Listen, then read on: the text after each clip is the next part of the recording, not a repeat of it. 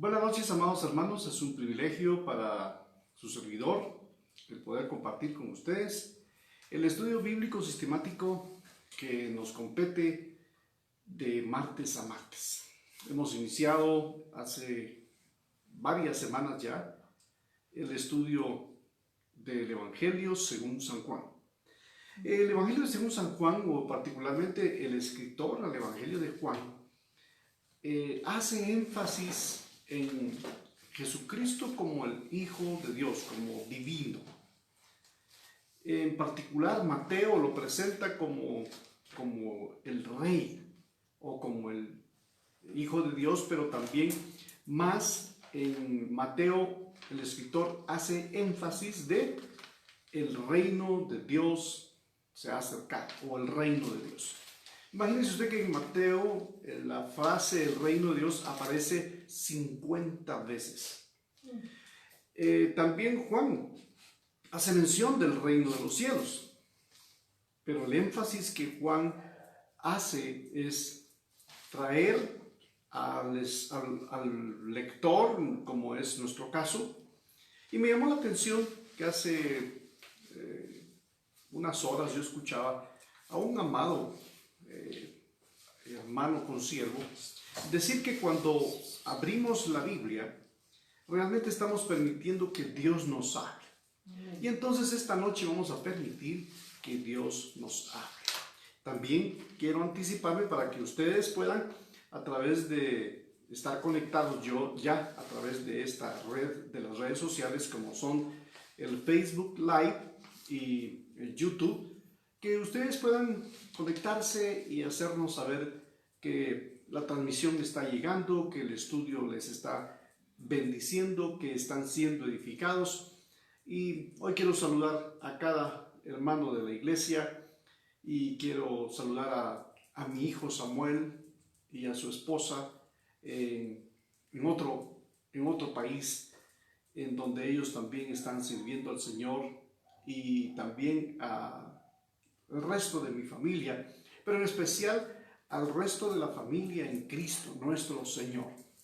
Y particularmente vamos a orar esta noche para que juntos podamos pedirle al Espíritu Santo que nos ayude, que nos ministre, que nos hable por su palabra esta noche. Señor, queremos darte gracias a ti esta noche y pedimos que hagas tu obra como la del unigénito, en donde tú nos sigas hablando por tu palabra y te reveles a nuestra vida.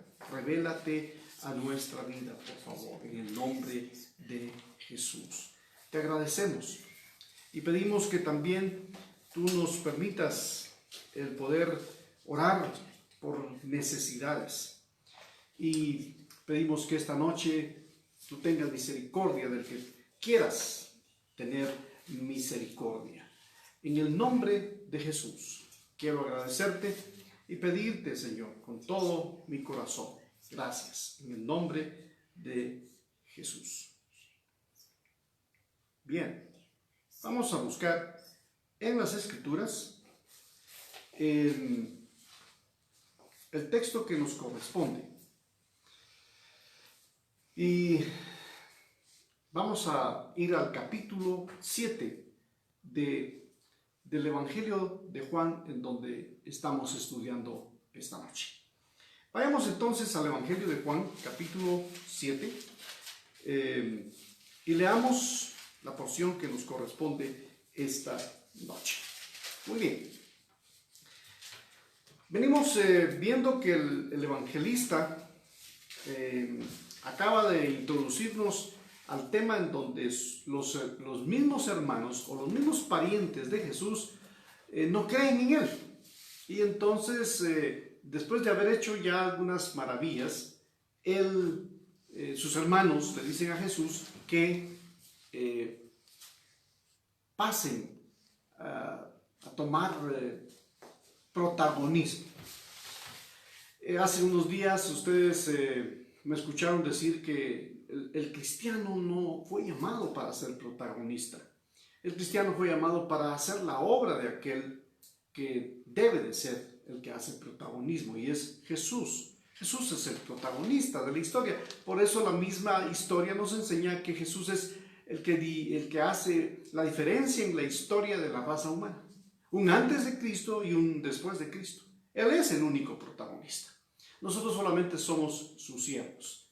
Y entonces, como sus siervos, Juan también entiende eso. Sus hermanos, los hermanos, la familia de Jesús, sí no lo entendía. Y aunque Jesús debe de ser el protagonista, él no estaba buscando protagonismo. Es interesante que Jesús no estaba buscando hacerse famoso.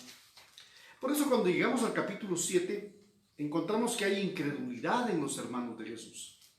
Luego, cuando Jesús pasan para ir a celebrar la fiesta de los tabernáculos, que les hace recordar cómo el judío debía de mantener en mente la forma en que Dios los había traído por el desierto hasta los días de Jesús. Y ahora en el capítulo 7, pero leyendo el verso 25, voy a leer del 25 al 31, que es una porción que ya comenté brevemente, pero esa es la intención de esta noche, estudiar sistemáticamente. Decían entonces unos de Jerusalén, ¿no es este a quien buscan para matarle? Pues mirad, habla públicamente y no le dicen nada. ¿Habrán reconocido en verdad los gobernantes que este es el Cristo? Es una pregunta que se hace.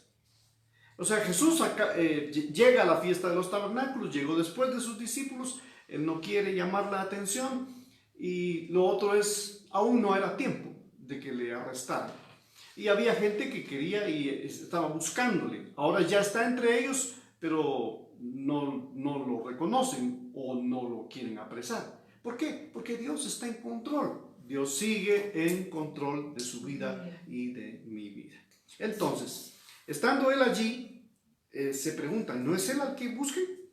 Y entonces Jesús responde en el verso 28.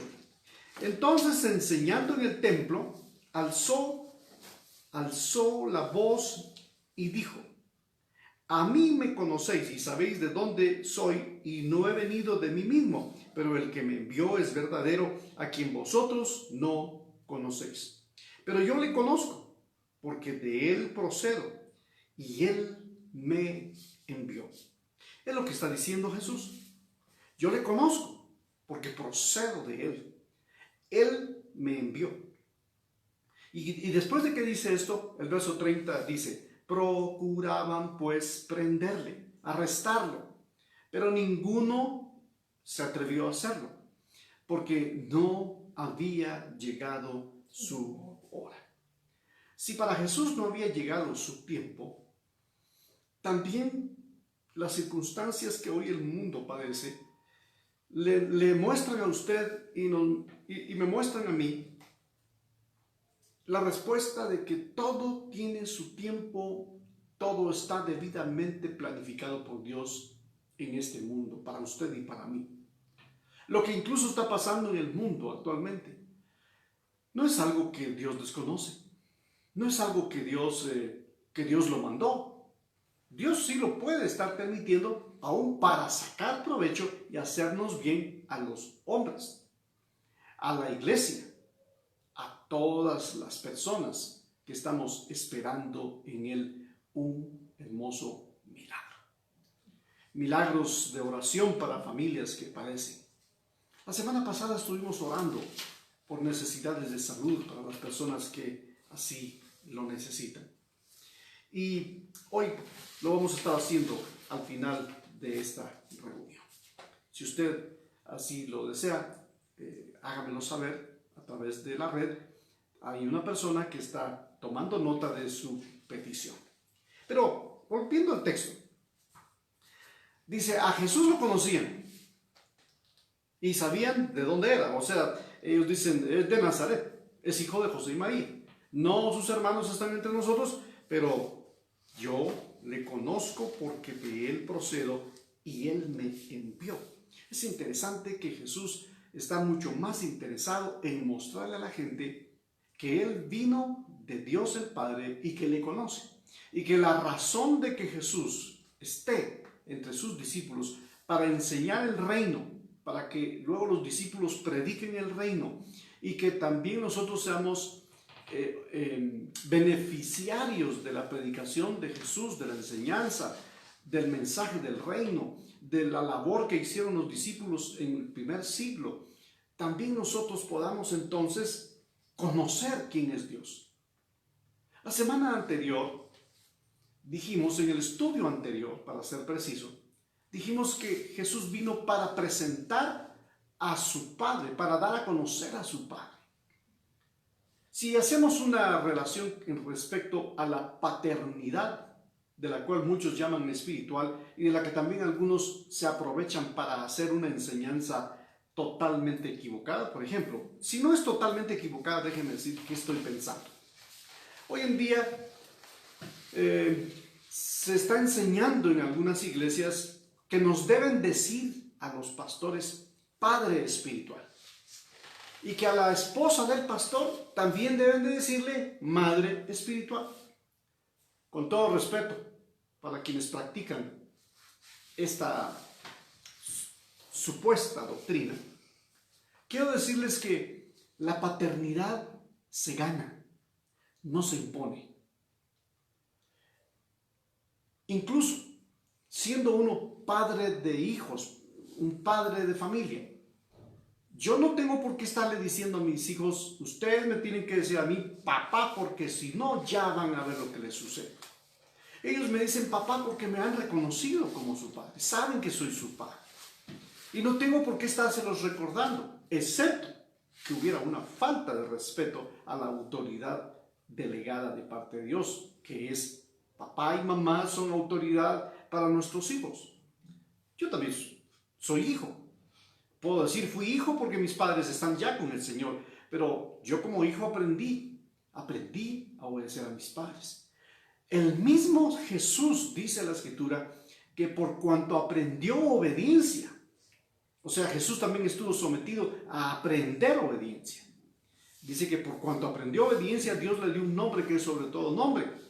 Así que el entendimiento del conocimiento del Altísimo traerá como consecuencia para nuestra vida el poder caminar en verdades, en principios, pero que es Dios quien las establece, no los seres humanos. Así que es Jesús aquí diciendo, yo conozco al que me envió, yo sí le conozco. Ese es uno de los objetivos de Jesús. Alguien puede decir, pero es que Él vino para salvarnos. Sí. E incluso algunos interpretan incorrectamente el pasaje de que cuando se pregunta acerca de a qué vino Jesús, todos hemos dicho en algún momento, vino para salvarnos, vino para salvar al hombre de sus delitos y pecados, ¿cierto? Sin embargo, la Biblia dice que Él vino para rescatar lo que se había perdido. ¿Qué se había perdido? Y entonces todos respondemos, el ser humano. El ser humano, digámoslo así, desde el Edén se perdió. Estaba torso, se torció porque quiso desobedecer a Dios. Así que, ¿a qué vino? Vino a restaurar aquello que Adán perdió. Así que Él vino a restaurar lo que se había perdido. ¿Y qué se perdió? La autoridad que Dios le dio al hombre, que le dio a Adán. Esa autoridad de Dios al hombre, Adán la perdió en el Edén. Así que cuando usted y yo encontramos en las Escrituras que Jesús está enseñando acerca de quién es el Padre, Él está diciendo, quien a mí me ve, Jesús hablando, quien a mí me ve, le dice Jesús a los discípulos, ha visto al Padre. ¿Usted quiere conocer al Padre? Tiene que conocer a Jesús. Nadie puede ir al Padre si no es por medio de Él. Y nadie puede ir a Jesús si no es por el Padre, que Él lo permite. Así que en este estudio hemos venido enseñando que el Padre y el Espíritu Santo son los que en su labor divina hacen que nosotros los hombres seamos guiados a reconocer que Jesús es el Salvador. Pero no solo el Salvador, es también el Señor. El señorío de Cristo debe de ser predicado en este tiempo. Se nos ha predicado bastante, o suficiente, podría decir yo, acerca de que Jesús vino para salvarnos. ¿Y vino para salvarnos? Sí, pero vino también para enseñarnos que Él es el amo, el dueño. Hay un término que a algunos no les gusta, pero el término original de Señor o de Kyrios o de Kurios es amo, dueño, jefe, podrían decir otros. Pero aunque el término jefe en nuestro medio latinoamericano es muy mal usado, porque siempre el término jefe es ocasión de burla, es ocasión de ahí viene el jefe al que hay que tenerle miedo, y no respeto, sino miedo. Uy, ahí viene el jefe. En el caso del señorío de Cristo, es el jefe amoroso. Es el jefe al que hay que rendirnos. Es el jefe al que hay que seguir. No es el jefe al que hay que, como nosotros decimos, sobar la leva, chaquetear, adular, es la frase más fina. Nosotros no tenemos por qué adular a Jesús, más bien nos conviene someternos a Él como el Señor. Y eso es lo que Jesús está enseñando. Entonces procuraban prenderle, pero ninguno le echó mano, porque aún no había llegado su hora. Y muchos de la multitud creyeron en Él y decían, el Cristo, cuando venga, imagínense, creyeron en Él, sin embargo siguen esperando que el Cristo cuando venga, y no Él es. Esas son de las cosas que alguien podría decir, pero es que no razonaban. Sí, el hombre razona, y cuando razona muchas veces y lo hace alejado de la fe, razona mal. Así que otros decían, este es el Cristo, pero algunos decían, ¿y de Galilea ha de venir el Cristo, pues? ¿No dice la Escritura que del linaje de David y de la aldea de Belén, de donde era David, ha de venir el Cristo? Entonces, ellos están haciendo aquí una conjetura, y aquí quiero explicarles algo interesante. Cuando dicen, lo conocemos, sabemos quién es, sabemos de dónde procede, sabemos dónde vive, es de Nazaret, es Galileo. Ahora recuerden, él sería llamado Nazaret, Cristo de Nazaret. Y entonces podrían decir, se podría equivocar aquí, entrar en una equivocación de Nazaret y Nazareo. Pero Nazaret es una ciudad y Nazareo era un voto. Así que ni está hablando de que él era de Nazaret, porque recuérdense que Jesús no es de Nazaret. Fue señalado o reconocido como de Nazaret. Pero tenemos que recordar que la Escritura nos enseña que él era originario de la descendencia o de la tribu de Judá. Y por eso, cuando él nace, por causa de un edicto del César de aquel entonces, y hace que todos se empadronen para que, teniendo Roma el control del mundo conquistado por ellos, querían también saber cuánta gente había en ¿cómo se llama? En Israel. Y entonces levanta un edicto para que todos vayan a la ciudad de donde son originarios, y José y María, y ella estando esperando a Jesús, regresan a Belén, y Jesús nace en Belén. Así que cuando ellos dicen, pero si de Nazaret no ha de salir nada, de Nazaret no puede. Por eso es que también Natanael, cuando su hermano llega a presentarle, le llega a decir, ven, hemos encontrado al Mesías. Y él le dice, y es de Nazaret. Aquel, en cierto modo, tenía razón en decir, ¿y de Nazaret puede salir algo bueno? Pues, porque de Nazaret no había salido nada. Así que hay que ir a las Escrituras para investigar realmente, ¿y qué había salido de Nazaret? ¿Quién descendía o por qué se decía esto? Más bien entonces recordemos y traigamos a colación, o traigamos a nuestra mente, que Jesús nació. Y aquí tienen en cierto modo razón en decir, este es el Cristo, pero algunos decían, de Galilea ha de venir el Cristo. Y el Cristo no había de venir de Galilea, sí había de venir de Judá, de la descendencia de Judá, de la familia o del linaje de David. No dice la Escritura, ellos lo sabían. Ellos sabían que la Escritura decía que del linaje de David y de la aldea de Belén, de donde era David, había de venir Cristo. Así que ellos no saben. Cuando dicen que saben quién es, realmente no saben. Porque aunque dicen que saben que es de Nazaret, lo que no saben es que él no era de Nazaret. Era de Belén. Así que la gente puede decir a veces que conoce a Dios, pero no es cierto muchas veces. Alguien me escribió diciéndome, ¿es que todos somos hijos de Dios? No, no todos son hijos de Dios.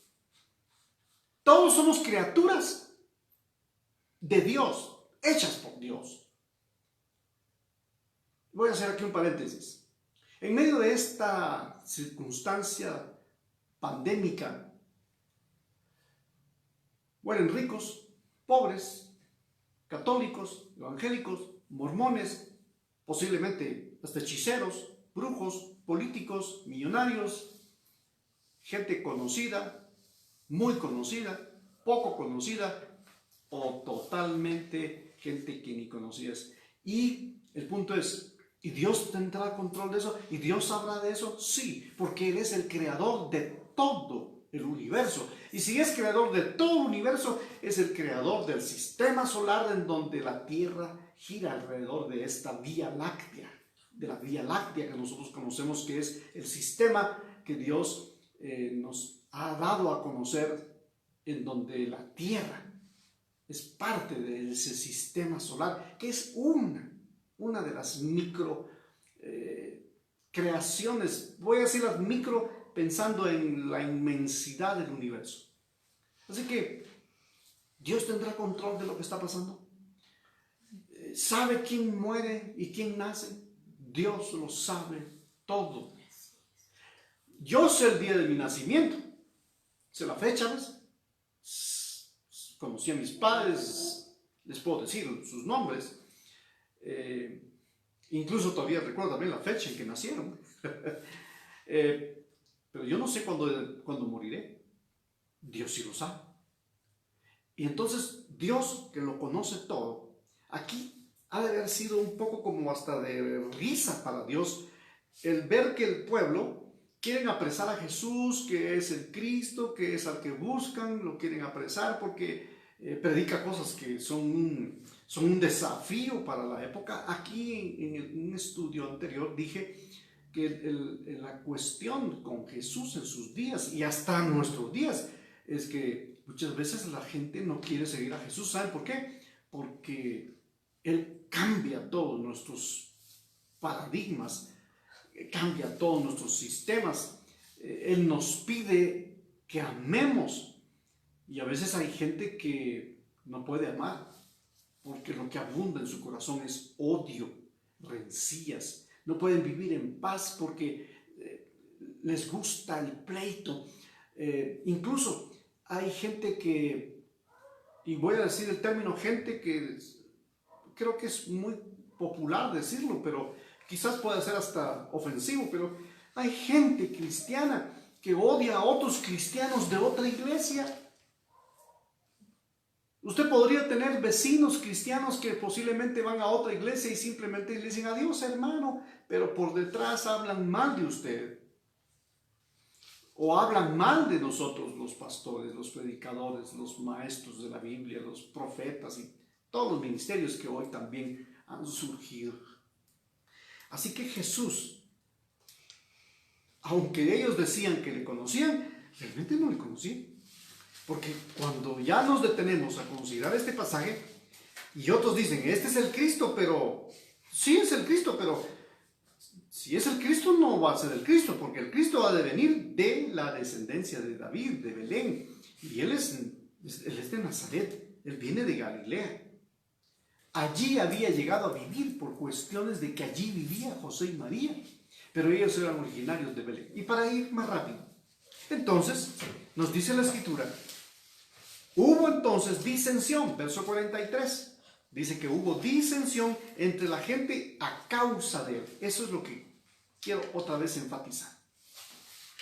A causa de Jesús, muchas personas experimentan en el inicio de la iglesia primitiva, que le hemos denominado la iglesia primitiva, llamémosla iglesia primera, los cristianos fueron perseguidos. No fueron perseguidos por causa de que tenían fama, empresas, dinero, sino porque predicaban con su vida y con su ejemplo, modelaban a Jesús. Porque una de las prácticas que usted y yo debemos de tener y experimentar y vivir es que debemos de modelarle a toda la gente quién es Jesús y lo que ha hecho en nuestra vida. No es solo lo que Él ha hecho también en asuntos de sanarnos o de ponernos en otra condición, porque muchos también vivíamos en condiciones paupérrimas. Recuerdo de dónde el Señor me sacó. Vivíamos en una sola habitación, una familia de 6 hijos, papá y mamá. Y conforme fuimos creciendo, las necesidades también. Y las madres, ¿verdad? Cómo son de lindas las madres, la mujer en particular. Mi madre escucha por ahí que había un proyecto estatal de casas populares. Y entonces aprovecharon muchas personas a ingresar sus solicitudes. Y claro, las casas populares se hacen para las personas que llenan un perfil socioeconómico en donde comprueban que no tienen bienes y que necesitan una casa. Y mis padres llenaron ese perfil. Y a los 12 años, hablando de mi edad, venimos a ocupar la casa de mis padres, que nos dejaron en herencia también. Y miren, es interesante porque fue mi madre la que se movió para eso. Así que aquí también tenemos que reconocer que las mujeres a veces, o muchas veces, para no decir la mayoría de veces y que no se lleve toda la gloria, toman decisiones o nos ayudan a tomar decisiones y tienen anhelos y desean cosas interesantes. Y entonces ya pudimos vivir en una casa un poco más cómoda. Y cuando les digo un poco más cómoda, tenía un cuarto grande en donde ya podían dormir 4 y en el otro podíamos dormir otros 2 o 3. Así que la comodidad ya era pensar en que el bien ya iba a ser propio, se iba a cancelar en un espacio de 20 años. Hace un tiempo atrás encontré los recibos de pago que mi padre hacía mensualmente al Banco de la Vivienda. Y aquí está esta noche también la madre de mi esposa, mi suegra, y ella también obtuvo una casa en ese mismo proyecto.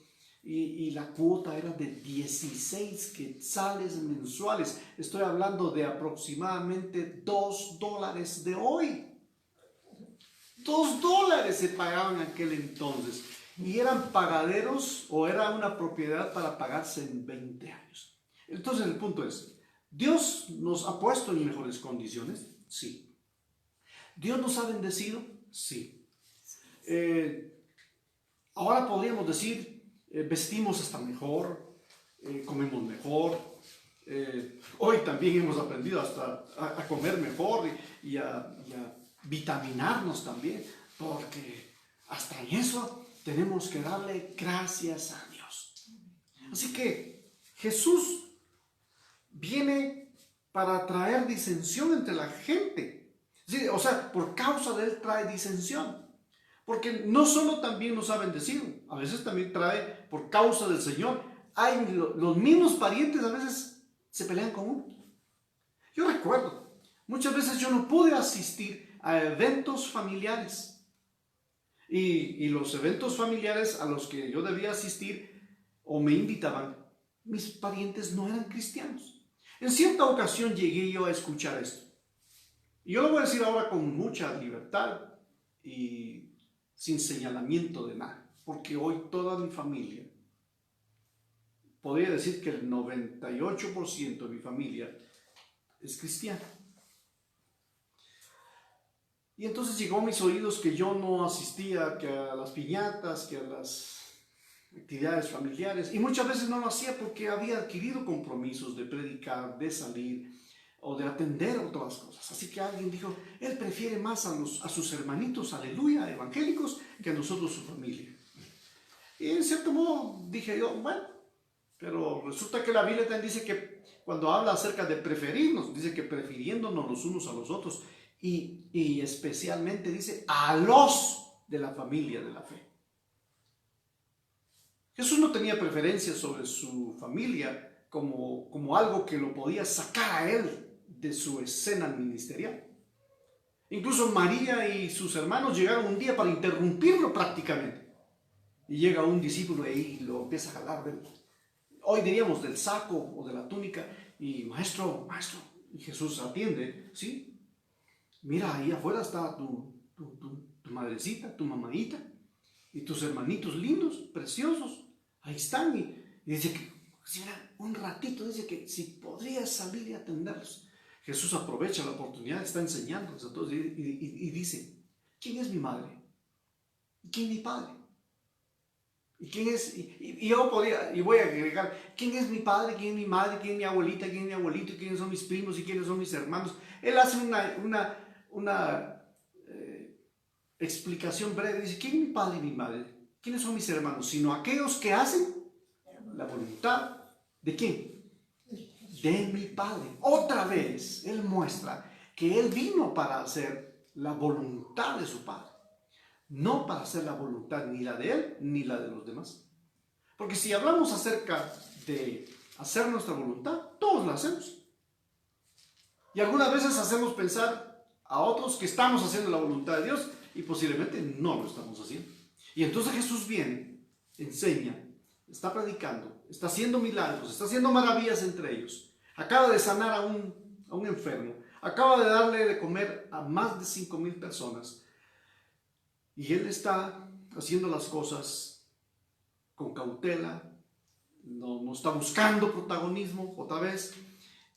Sin embargo, produce disensión entre la gente, porque por causa de Él la gente tiene disensión y algunos de ellos querían prenderle, pero ninguno le echó mano. Jesús dijo en cierta oportunidad, yo no he venido para traer paz, sino meter espada. Alguien diría, ¿cómo así? Jesús realmente para sus días fue un peligro para los hombres de sus tiempos. Y la verdad que para muchos hoy en día Jesús sigue siendo un peligro. Porque si el adúltero quiere buscar a Dios pero no quiere dejar de ser un adúltero, Jesús es un peligro para usted, porque Él le va a decir, en tus delitos y pecados vas a morir si no te arrepientes. Y entonces la Escritura nos recuerda que a los adúlteros y fornicarios Dios condenará y que no heredarán el reino de los cielos. Para el movimiento LGTBI, solo falta con que los muchachos que se creen mujeres se pongan frente a un espejo desnudos y se den cuenta que son hombres. Si eso es fácil de maquillarse y ponerse prendas y hacerse sentir o parecer una mujer, porque como ese es un asunto de un sentimiento y que ahora han querido demostrar que es algo genético, lo cual es una mentira. El genetista más famoso del mundo ha comprobado genéticamente que no hay ningún gen que produzca este problema del transgénero. Así que Jesús es un peligro. Para el homosexual es un peligro. Para el político es un peligro. Para el mal político. Aún para nosotros los predicadores que enseñamos la palabra también puede ser un peligro. Porque si yo predico su palabra y no la vivo, entonces yo soy un hipócrita. Soy un falso. ¿Y quién más me podría decir eso sino mi esposa y mis hijos que me conocen bien?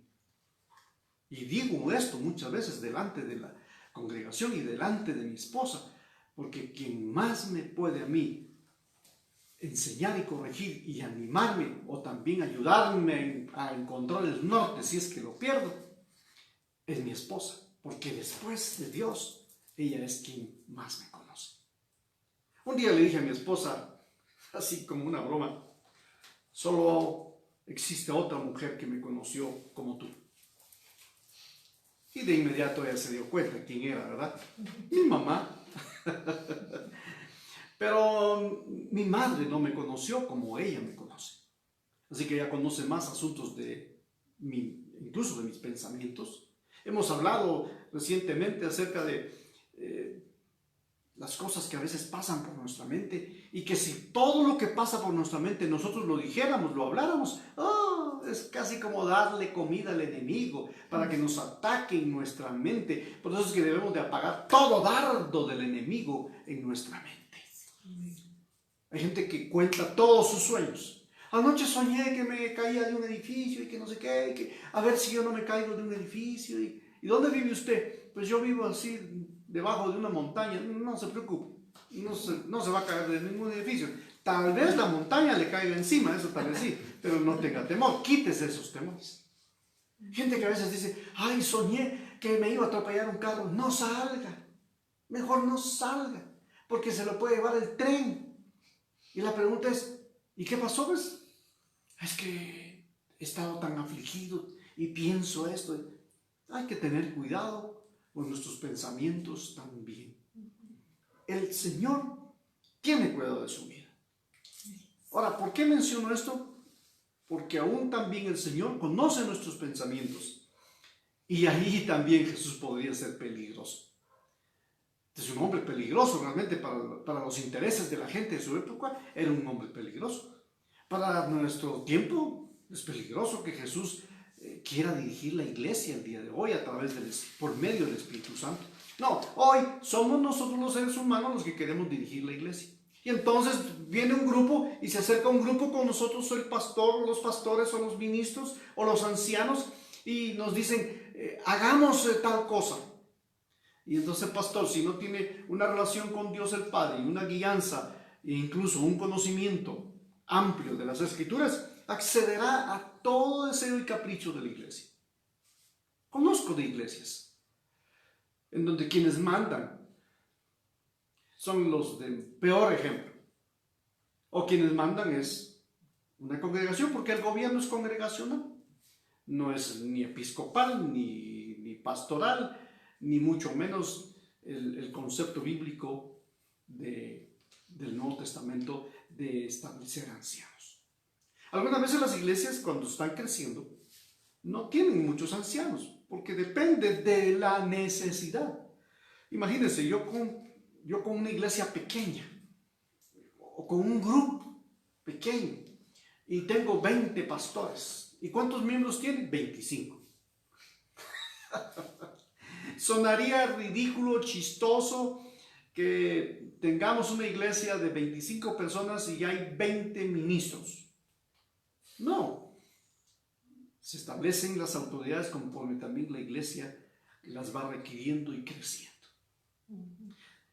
Pero está establecido en la palabra que el Señor vino, y aunque hizo las cosas también para que no se revelaran o no se dieran a conocer y que la gente no lo hiciera famoso, cuando quisieron prenderle, no pudieron hacerlo, no querían prenderle. Algunos de ellos, el texto del verso 44, 7:44, San Juan dice, y algunos de ellos querían prenderle, pero ninguno le echó mano. Entonces, leeré la porción final y oraremos por las necesidades que hoy tenemos entre nosotros. Los alguaciles vinieron a los principales sacerdotes y a los fariseos, y estos le dijeron, ¿por qué no le habéis traído? Los alguaciles respondieron, jamás hombre alguno ha hablado como este hombre. O sea, enviaron a gente para prenderlo, y aquellos se quedaron escuchando a Jesús. Y entonces cuando regresan con el reporte, preguntan, ¿y por qué no lo traen? ¿Por qué no lo apresaron? Es que vieron ustedes, nos quedamos escuchándole. ¡Qué maravilla de inmensa! ¡Qué tremenda autoridad la que tiene! ¿Acaso los habían mandado para eso? Sin embargo, lo que Jesús producía y produce aún por su palabra en la gente es que la gente se queda atrapada en el mensaje del Evangelio. Porque el Evangelio es la vida de Cristo, el ministerio de Cristo, el ejemplo de Cristo, la vida particular, una vida particularmente excepcional sin parangón. Y nosotros debemos de emularla. Debemos de ser, como seguidores debemos de ser pequeños Cristos, seguidores de Cristo. Como pequeños Cristos tal vez sí, pero a veces también la iglesia en nuestros días no está caminando como Cristo. Por eso ahora los alguaciles que habían enviado a los principales, a los fariseos, al preguntar, ¿por qué no le trajeron? Y respondieron los alguaciles, es que jamás algún hombre ha hablado como este. Entonces los fariseos le respondieron, también ustedes han sido engañados. Imagínense que escuchar el mensaje de Jesús para los principales y fariseos y sacerdotes era escuchar a alguien que los quería engañar con el mensaje del reino de los cielos. A mí me dijeron en su oportunidad cuando yo me entregué a Jesús, en mi propia casa me dijeron, te lavaron el cerebro, cambiaste religión y tenemos que recordarte que vos tenías tal religión.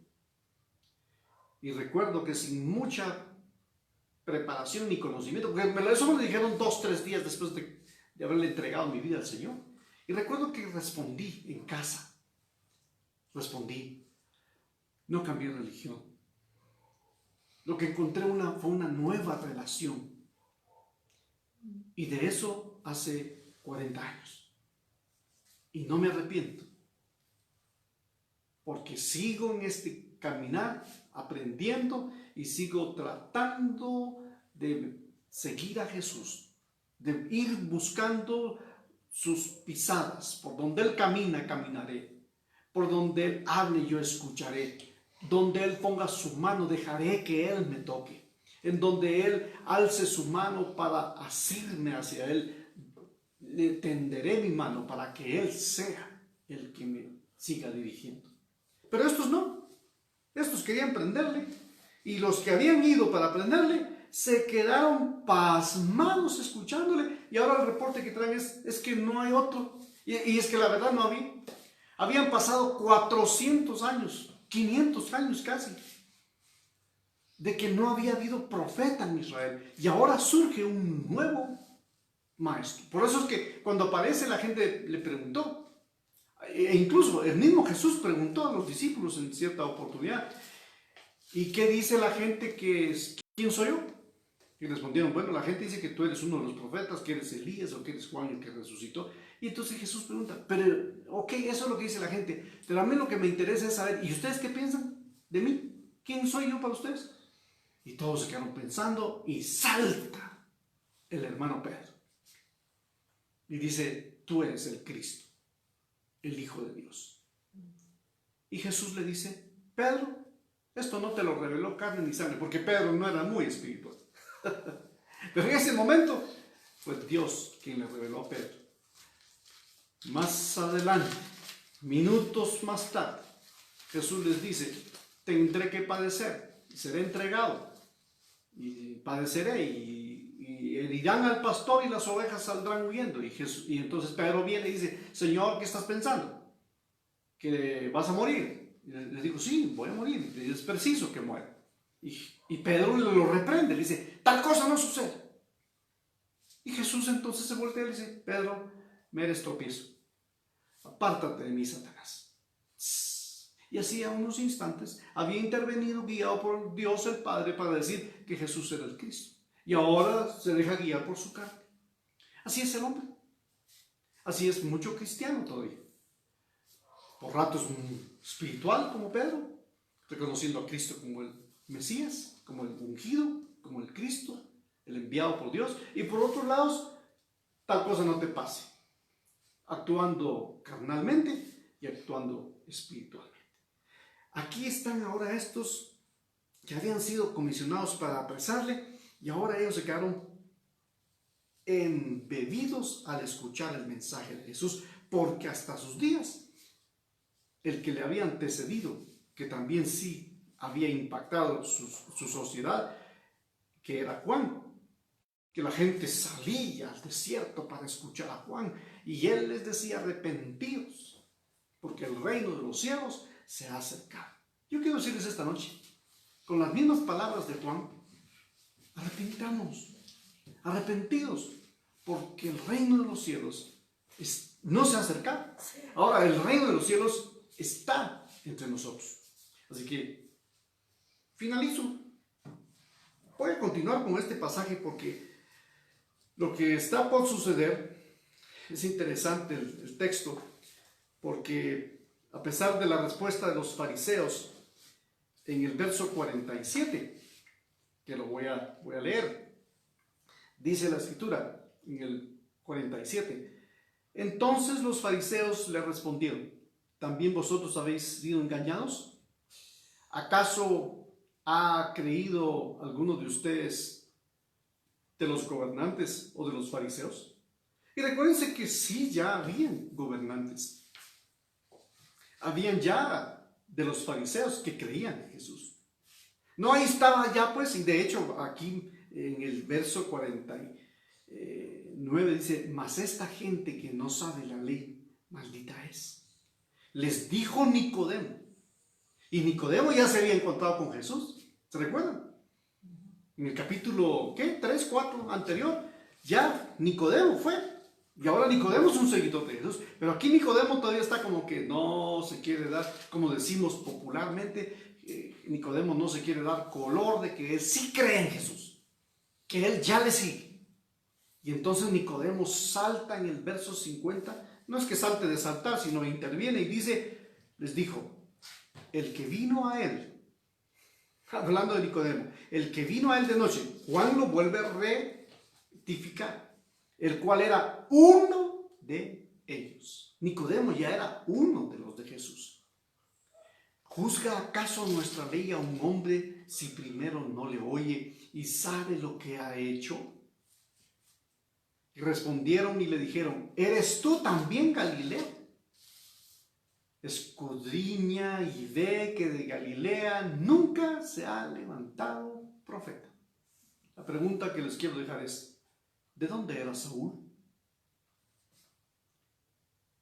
Con esto me detengo para poder orar por necesidades de personas y familias que necesitan, como también nosotros, orar unos por otros. Oraremos esta noche por Edna Huertas y su familia, por María Elena, por las nietas, por Ronnie. También vamos a orar por José Domingo, por Mirna de Ortiz y por la familia, por Byron también.